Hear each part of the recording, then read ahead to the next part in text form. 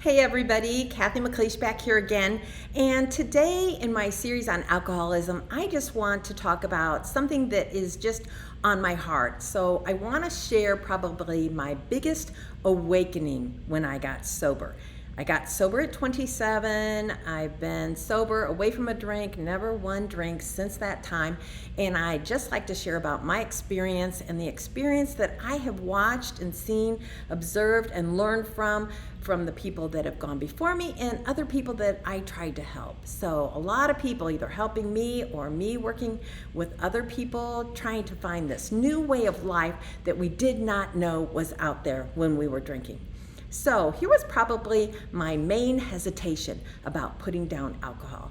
Towards the end, I knew it was a huge problem. I knew that I was in this relationship with another alcoholic. We had children that were depending on us, and somebody needed to get sober. That was just the little bit of nagging conscience that I had left. And so when I finally got that person to go get help, we were both in the same room listening to some of the people talk about what our solution might be by sharing their solution. And I just heard them talking about me. And when we left, he was like, that ain't for me. I'm not doing that. And I thought, I think I need to do that. I think I need to put down a drink and see what happens. And my biggest hesitation that I started out telling you about, my biggest hesitation is I would have absolutely no life if I stopped drinking at 27. There would be no life. There would be no bars, no concert. What was I going to do at my daughter's wedding? My daughter was 3, and I was worried about what I was going to do at her wedding when I could not drink. So let's just try and stay in today and think about really the reality of if I put down alcohol, what is going to happen? And this is my story from my heart. Life started to happen. I started to feel good about me. I could tell my child I was going to do something and I could follow it through. I could look in the mirror and actually, for the first time, make eye contact with the woman that was on the other side because the shame and the guilt were starting to lift. I could commit to something and I could show up. I could think about taking a trip. I could think about having a new hobby. I could think about having a new relationship. I needed to put that off a lot longer than I did, but I could think about it. So life started to happen, and I started to realize that I enjoyed life more sober. And I'm not kidding. And I don't think at 30 I was a real stick in the mud. I think I was fun.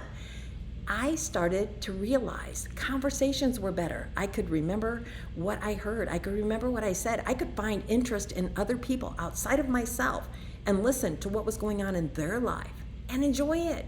I could enjoy my cousins. I could enjoy my siblings.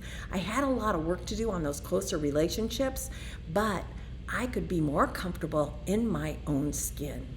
You know, this is a sweet example. I was working, maybe 10, 12 years back, and I was managing a recovery home. So I have all these broken, beautiful women that are trying to put their lives back together because they're addicted to either alcohol, drugs, or both. And so they get a job and they work. And you see them for the first time actually take pride in what they're doing 40 hours a week. And I remember a girl coming to me, and the way that it normally worked is they would give me the rent money and I would give it to my boss.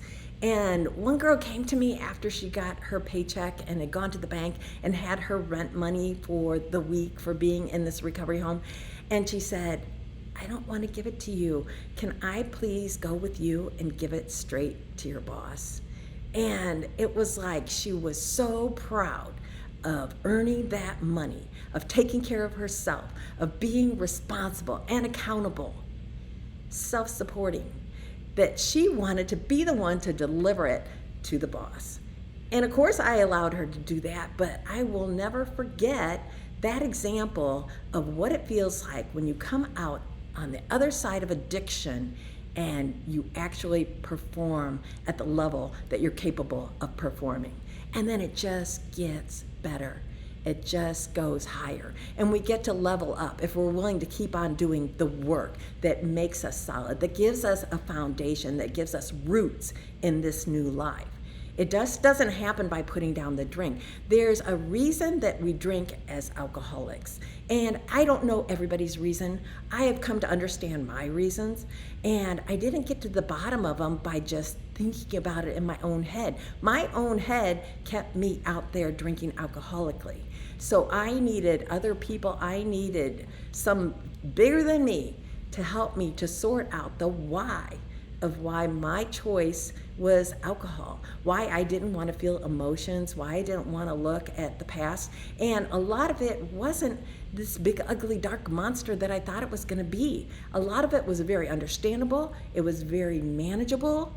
But when we don't look at anything, it's just like the trash. If you don't look at it, if you don't take it out, it's just going to keep growing and stinking and making a mess of everything that is around it. And that's what I did with my problems from the time I was in college until the time I got to the program. I could even step back much further than college if I wanted to be really honest.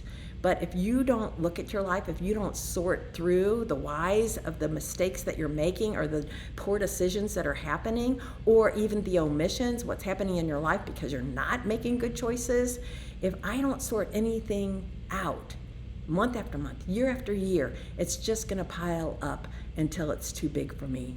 But drinking was not my answer. Drinking was the thing that anesthetized me from looking at the problems, which, along with that, kept the problems piling up. So I come into this new life and I actually have a life. I start to build this life. I mean, I can remember with my husband now, we learned to scuba dive. I mean, I never would have scuba dived if I was still drinking. One, I had to walk through the fear of actually learning to scuba dive, and I was so afraid. I remember at one point my instructor like taking my face in his hands and saying, "You can do this." And that was so much of recovery for me. So many people that God put in my life looked at me and said, "You can do this." And I did not go forward, whether it was scuba diving or just not drinking. I did not go forward on my own strength. I went forward looking at the faith that other people had in me before I had it in myself. And I thought, maybe they're right. Maybe I can do this. And I did, and I came out on the other side. And that is why I'm here today. That is why I have other people in my life that I try to encourage, coach, mentor, and say, you can have a better life. You deserve a better life. And it is on the other side of the addiction. It is on the other side of the addiction, whether it's food, whether it's people, whether it's men, whether it is money, whether it is alcohol or drugs. There is a life out there that is filled with authenticity. That was the main thing. It wasn't like, oh, we got all this, or, we got that job, or I have these kids and they're going to this college. All of that can be nice if I use it in the right way. But the authenticity that really, made me feel good from the inside out was I was who you saw on the inside. I was presenting myself as this person, and it was truly who I was. I could keep a promise. I could show up. I could help you if you had a problem. I could enjoy your celebrations in your life and really want you to have that success, not be wishing that the bottom would fall out next week. There were a lot of things when I was practicing that I would appear to be this person, but on the inside I was ugly, I was unstable, I was insecure, I was scared to death. And in recovery, I was allowed to unpack all of that and build it back up so that I could have the life that I live today, which just makes me smile thinking about it. So, does it happen really fast? No. But if I don't do anything, my past is my future. Only it gets worse. I can promise anybody that. It does get worse. So if I step out of that and into the solution, whatever I'm doing this month is going to get better next month. And I'm going to walk through the problems that I have, but they're not going to keep piling up one on top of the other. So then they become manageable.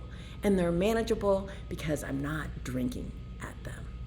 So thank you for listening. This is just something that it was such a big misunderstanding in my own mind that it kept me drinking for so long that I was thinking, there is no life after drinking. There's nothing. And nothing could be further from the truth. Drinking was stealing my life from me. And there is life after drinking. And it is the best life I could possibly have ever wished for. I've worked for it. I dreamed about it, and I got it. So thanks for listening. Please subscribe, share some of this information if it means anything to you, and come back and listen again. Thanks.